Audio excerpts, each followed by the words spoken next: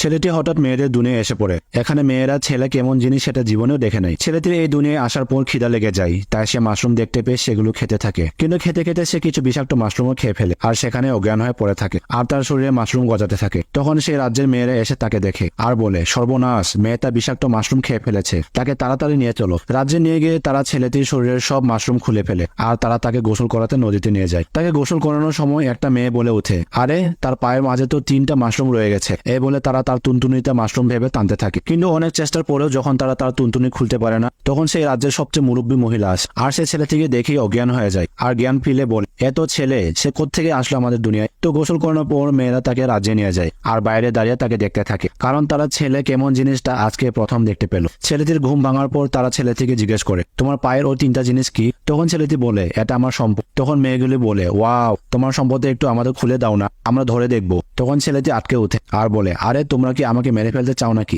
এটা খুলে ফেললে আমি মরে যাবো তো। এটা শুনে মেয়েরা জিজ্ঞাসা করে, তো এটা দিয়ে তুমি কি করো? ছেলেটা তখন বলে, তোমরা কি সব বেকুব নাকি? এটা দিয়েই তো বংশবিস্তার হয়। তখন মেয়েরা জিজ্ঞাসা করে, আচ্ছা বংশবিস্তার কিভাবে হয় আমাদেরকে একটু শিখাবে? এরপরে কি হবে সেটা আপনারাই গেস করেন।